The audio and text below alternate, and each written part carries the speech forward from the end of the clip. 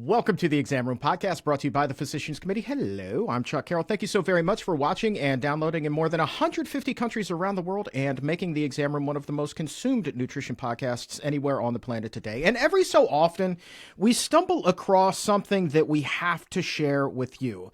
And this is one of those days. I am so excited to be joined by a woman who is quite literally gonna make your shopping experience like a gajillion times easier. Like there's just not enough zeros to put on the end of this number in terms of how easier your life is about to become. With that, we welcome Sam Citro Alexander. She's the founder, the CEO of the FoodHealth Company. Thank you so very much for being here, Sam. Thanks, Chuck. So good to be here with you. Great to be here with you. Now, I'm going to give you a problem, and you tell me if your company has the solution. The problem is a person's going grocery shopping. They want to eat healthier. They're really, in this case, in tune with plant-based eating. But you go down the aisles, and it's so hard to discern what is and is not healthy. That is the problem. What is your solution, Sam? Wow, it's like you set me up perfectly. Our solution is called the FoodHealth Score. And this is the exact problem that I was facing, specifically my grandmother was facing as she got a prediabetes diagnosis. And her doctor said, hey, your A1C is too high. Let's look at what you're eating. And she said, I thought I was eating well. I'm, walking down the cereal aisle and picking things that say heart healthy or high fiber. And so how can that be wrong? I'm grabbing what looks like healthy granola. My doctor told me to eat dark chocolate instead of milk chocolate, and I'm grabbing what looks like healthy dark chocolate. How have I gone so wrong? And what we realized together is that what is on the front of the package doesn't always match what's on the back. And so even though on the front it might be telling you things like, high fiber or high protein is such a popular one right now, or heart healthy, that doesn't mean that when you flip it over and look at the back, it isn't full of tons of added sugar, way too much sodium, lots of refined carbohydrates that are not giving you the nutrients that you need, additives and preservatives that you may not want in your body. And so we created the FoodHealth Score to analyze the back of the package, to look at the nutrition facts panel and the ingredient list and tell you in one simple number from 1 to 100, how healthy is this food for me once and for all. That makes things so much easier. And it kind of like, I think back to these interviews I do with people who live in other countries, and a lot of them have front of package labeling, and it's the traffic light system, green, yellow, and red. And it couldn't be any more simple. And the 1 to 100 score could not be any more simple either. I love the fact. So when you were putting this together, were you cognizant of the fact that most people are not dietitians and you just have to kind of make it as easy as possible for us to understand? Yes, because I'm not a dietitian. So I have amazing dietitians on my team. I went to acting school. I'm not technical. And I needed help. And, my grandmother needed help, and my dad needed help, and my best friend needed help.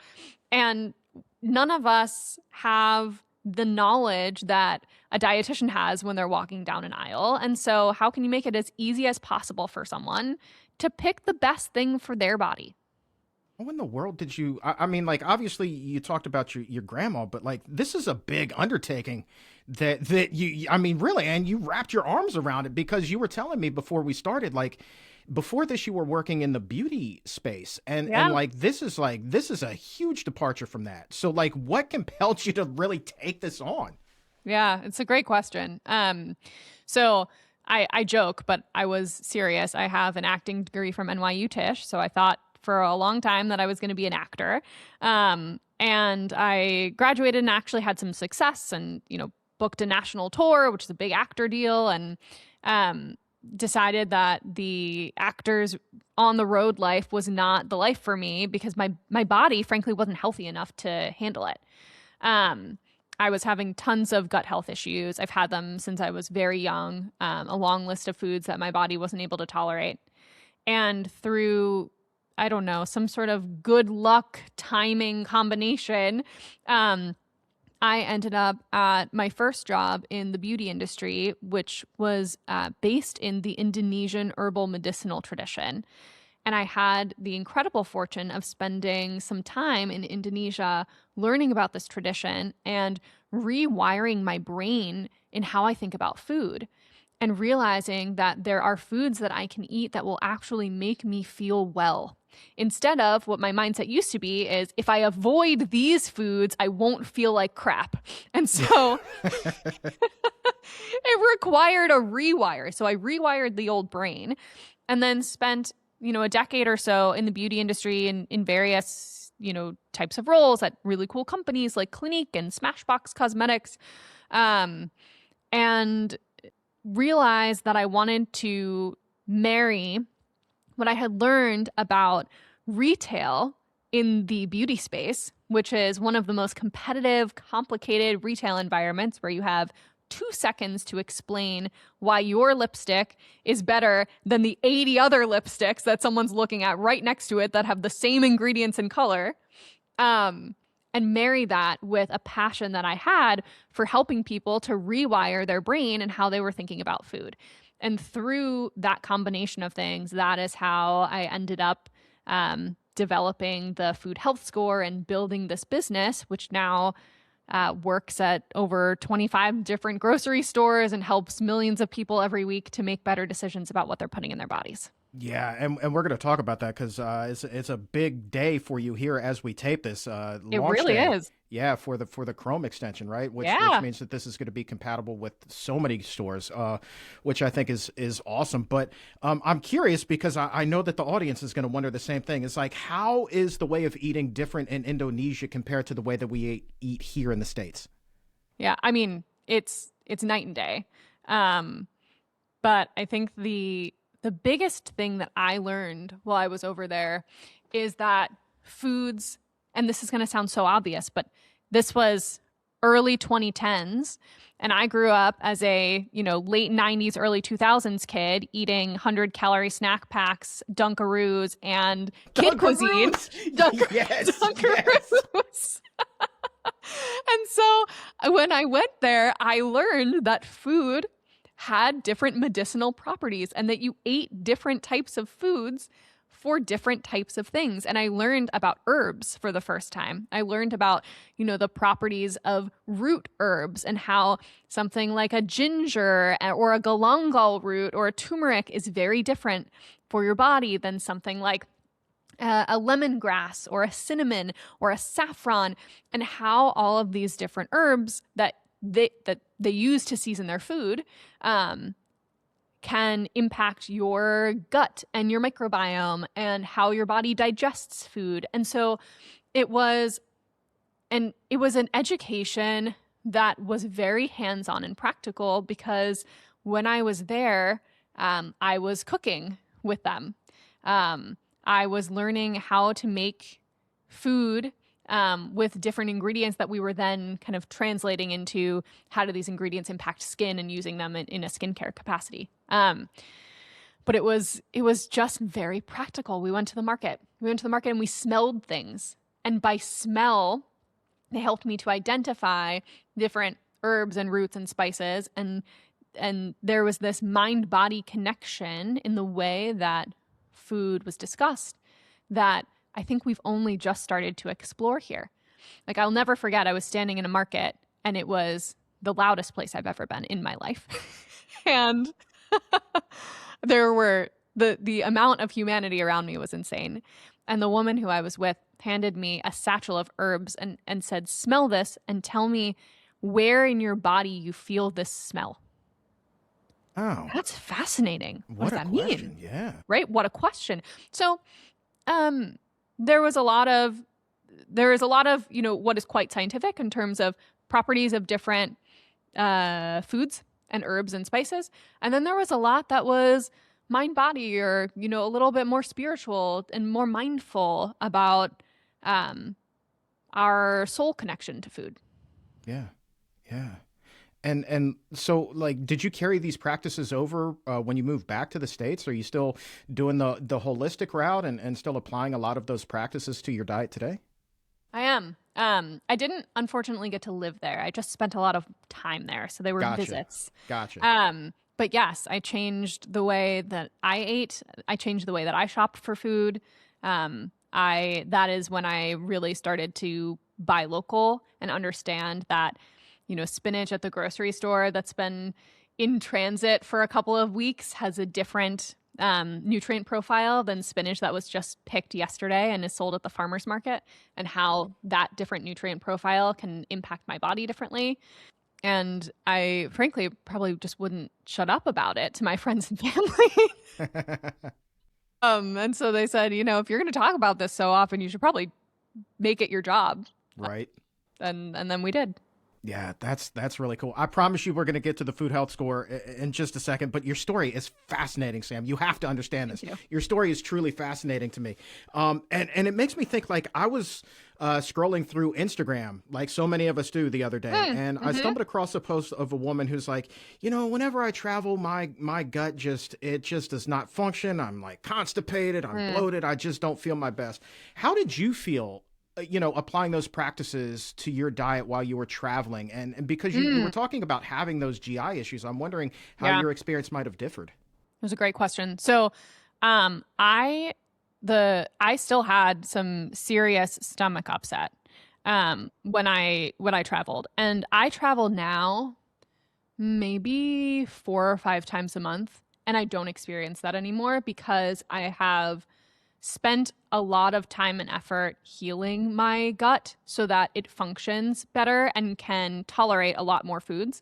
But at the time, my gut was wrecked. And so, I went over there and I was on a very restrictive diet. Most of the things that I could eat were not easy to find there. And so there's this very funny photo. I'll see if I can find it for you. I packed a suitcase full of like bars and crackers and food that I knew that I could eat because I was worried about not being able to digest. So the first, couple days were rough, very rough. And then, your body starts to adjust, but it's not something that adjusts instantly. It's not like, oh, I'm going to go to, this place and I'm going to eat better food for a week and I'm going to feel meaningfully different, especially when your gut is wrecked in the way that mine was. And I had gut dysbiosis. And so there was a lot that was out of balance in my microbiome. That takes a long time to heal. So it was, a year and a half of very specific healing dietary protocols that got me to a place where now I can eat most foods. And now when I travel, my gut functions. Oh, that's outstanding. I love to hear that. I'm going to share your story with my friend, Dr. Will Bolswitz, gastroenterologist extraordinary. He wrote the book Fiber Fueled, and his most recent one is Plant Powered Plus. So I'm not sure if you're familiar with him, but if you get a chance, look up his works. They're outstanding. Just awesome dude. So let's talk about the gut health score, because when your team sent me this initially, I was like, what? I didn't know such a thing even existed. Like, this really was like this magical solution that so many shoppers have been searching for forever and a day. Yeah. So we already mentioned that this goes on a scale of like 1 to 100, but like, how is this scale compiled? You don't have to get into any sort of proprietary information or anything like that. That's all right. But yeah, talk to us about how you put these numbers together. Absolutely. So, the food health score at its core is asking the question, how well does this food fit the optimal dietary protocol for chronic disease management and prevention? And as we know, as many people know, the Mediterranean diet protocol, which prioritizes whole foods, fresh fruits and vegetables, whole grains, legumes, beans, some lean protein, olive oil, is the most widely studied dietary protocol for, longevity and preventing heart disease and preventing diabetes and all of these things that we are unfortunately deeply suffering from here in the US. And so the core basis for the food health score is a Mediterranean diet protocol paired with some specifics about what diets are lacking here in the US. And so we look to the dietary guidelines. We built ours off of the 2020 to 2025 version, but the new dietary guidelines for things like, fiber have mostly remained unchanged. And so we had a fiber problem 2020 to 2025. We still have a fiber problem now. And so the Food Health Score prioritizes foods that are high in fiber, as an example. So that is the underlying kind of scientific methodology for the score. And we have broken foods into 4 color categories that aligned that 1 to 100. So at the very top, your best foods score above an 80, and those are dark green. And that's like your fresh fruits and vegetables and your whole grains. Then from 50 to 79, those are your light green foods. Those are foods that you still want to consume often, but maybe not every single meal. And so you've got some dairy in there, you have lean protein in there, you've got other foods that you might be, swapping to, like a whole grain bread that has some refined grains, but is mostly whole grain. Then in the yellow, those are foods that score from a 20 to a 49. Those are foods you want to eat, not all the time, but sometimes. And that's where a lot of packaged foods live. Lots of frozen meals live in that category. And then from 1 to 19, you've got the red foods. And those are foods you want to consume rarely. Things that you might love as a treat, but don't want to eat every day, like Doritos or Dunkaroos from earlier, or, I don't know, I always say Swedish fish. Poor Swedish fish. I pick on them every single time I talk about the Food Health Score. No, I got a bone to pick with Swedish fish, Sam. So like Why? many years ago when I had bariatric surgery, so like at my heaviest, I was like 420, right? And so like I lose all this weight, and I remember like having to go to mandatory weekly check-ins, and it was a group set-in. And you're paired with people who had the surgery around the same time that you did. And it was just like only a few weeks in before people started to game the system. And it was like, somebody was asking the dietitian who was there, was like, is it okay if I eat candy every now and again? And the dietitian's like, yes, but only in moderation. 2 seconds later, this lady pulls out like the friggin' family-sized bag of Swedish fish. And she's noshing on these things the rest of the time. And I'm just like, oh, there's something wrong with this. There's something wrong with this. And I never found Swedish fish all that good anyway. That's so funny that you have a Swedish fish story. Yeah. I don't know why they come to mind for me. It's just when I'm thinking what food has literally zero nutritional value, the thing that comes to mind for me is Swedish fish. So it's like, I know that one of the grocery stores that already has the Food Health Score embedded on their website, which is awesome, is Hy-Vee. All right. So Swedish fish, you pull that up. They are available in your local Hy-Vee. Don't recommend picking that up. Literally, honest to goodness, Sam, scores a 1. The lowest possible score. There's nothing nutritionally good about the poor Swedish fish. Poor Swedish fish. They're really getting railed on in this call. They score a 1 because they should score a 1 because nutritionally, they're not providing you any benefit. Now, that doesn't mean that you can never eat Swedish fish because if your mom has them in a bowl out at Christmas Eve and you want to have a few, live your life. But it does mean that from a health perspective, they're not providing any value. Got you. I'm an all or nothing guy. It's like I'm not a moderation guy because I found like I got so hooked on like junk food for so long. I look at that the same way that an alcoholic does. It's like I'm not going to celebrate a year of sobriety by having a beer. It just doesn't make sense. So but I got you. Like to each their own. And I do believe that because our audience is primarily plant-based, this does fall into the accidentally vegan category. So, it's kind of like Oreo cookies. Oreos, right? Yeah. Whereas if I go and I look at like something that I have an abundant amount of in my refrigerator, organic baby spinach, 100 out of 100, right? So already it's telling me that your scores are on point here, Sam. That's what I'm saying. I'm getting even more excited looking at these things. Thank you. And I think what's interesting too is the 100s and the 1s aren't confusing, right? We all generally know spinach, good, Swedish fish, bad. It's all the stuff. Well said. I couldn't have said it any better myself. It's the stuff in the middle that people get confused about, or honestly, that is complicated and confusing even to me. Because, perfect example, my husband really loves granola. And he went to the store and he came home and he brought back this granola that looked healthy. What I mean by that is it was in this like brown packaging and it said natural on it and it said locally made and it said all of these things, which are all great. And do you want to guess how many different types of sugar were in this granola? Ooh, I'm going to set the over-under on this at 4. So I'm assuming that there's like some sort of syrup in there on top of regular sugar, maybe some maple syrup. Yeah. How many different types? That was spot on. The answer is 4. Yes. Yep. So there was, let's see if I can remember them. So there was honey, there was maple syrup, there was cane sugar, and there was some sort of like rice bran syrup or something like that. 4 different types of sugar in this granola. And that doesn't mean that there weren't also great things in it. It had pumpkin seeds, it had flax, it had oats. But those 4 different types of sugar added up to 20 grams of added sugar per serving. Yeah. And a serving was a quarter of a cup. That's a thing. Yeah.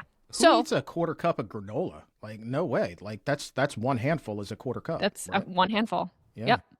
And so I think that's where things get really interesting. It's like the in-between stuff. How do you figure out what cereal to buy? How do you figure out what frozen meal to buy? How do you figure out what like soup broth to buy? It's all that stuff that I always find fascinating. And that is when I go shopping with the Food Health Score, that's where I spend most of my time. It's like, oh, compare this soup and that soup, and or compare, these enchiladas to those enchiladas, Right. and tell me how to eat enchiladas and still stay in the green. That is a great question. But it just makes life easy. And the thing that also strikes me is that, this is set up for, I mean, I know that you say that a lot of this is based off of the Mediterranean diet, which is the most well-researched, but it really can apply to any diet that a person is eating. Again, our audience is like 99.9% plant-based or vegan, right? So I would shop using this with the utmost confidence because it makes sense. Absolutely. I love that. Yeah. Was that something that you guys kept in mind as you were designing this as well? Yes, because the core principles, while there are certainly some diets that are different and are prioritizing different things, like if you're like a super keto person, this might not jive with you. But most dietary patterns that people are trying to follow are all optimizing for the same things. Eat more fruit, eat more vegetables, eat more fiber, eat more lean protein, eat less sugar, eat less added sodium, eat more potassium. It's mostly all the same. You know what I didn't realize until just now is I pull up the Nature's Valley granola bars, which score a 49. So that's in that yellow category. So I'm on the Hy-Vee website, and great grocery store in the Midwest. Whenever I'm in Rochester, Minnesota at the Mayo Clinic, this is where I shop. But I didn't realize underneath of the score, you click this little link that says view details, and it breaks down exactly why it got this score. And again, it's really easy to understand. You've got green check marks for, here's the good stuff, and red X's for here's the bad stuff. So with the example of the granola bars here, great. Green for contains whole grains, and it's a good source of a healthy fat. But boom, it gets dinged with the red X's for elevated levels of sugar made with refined grains and then contains natural additives. So ding, ding, ding. And it just breaks it down. It makes it all the more easy for you. That's awesome. Well done, Sam. Thank you. Thank you. Yeah. And if you keep scrolling, what you will probably see below that are some healthy swap suggestions. Because if you're looking at something and you say, I want to see if something can score a little bit better than that, the next thing that you say to yourself is, okay, well, is there another granola bar that's kind of similar that scores higher? And so we wanted to answer that question for you too. You sure as heck. Yeah, it's labeled as better for you options, and it lists you about 4, 5, 6, 7, however many different options, each which has the score tucked right above the packaging. So it tells you right there. So in terms of granola bars, the unfortunate answer is, well, these are a 49. The best you're going to get in the granola bar, the pre-made ones, is a 50. So you can do maybe 1 point better, but I would think that if you go to something like canned soup, you could see like markedly different scores, between, like junk soup versus, the more organic, fewer ingredient type of soup. That's amazing. Very different. And it also depends on the store that you're shopping at and what their inventory looks like. And so the swaps option for those granola bars at Hy-Vee might be different than it would be at Target or Walmart or Kroger or any of these other stores because they've all got different stuff.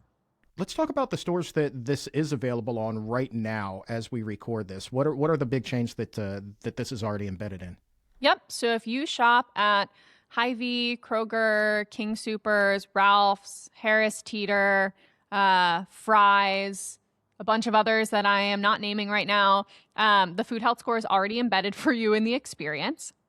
And if you don't shop at any of those stores, or if you want the Food Health Score to follow you from store to store, learn about how you shop, and to track your scores across different stores, today it's actually launch day. Today, the day we're recording it. I don't know when this is going to go live, but today, the day we're recording, is launch day for the Food Health Score Chrome extension.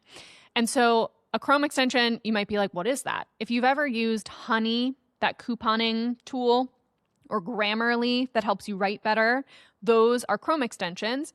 You download them on your laptop from something called the Chrome Web Store, which acts like an app store, but just for your laptop. You download it one time, and then whenever you go grocery shopping online, the Food Health Score will actually overlay on top of the store that you're shopping at, and it will give you healthy swaps for anything that you add to your cart.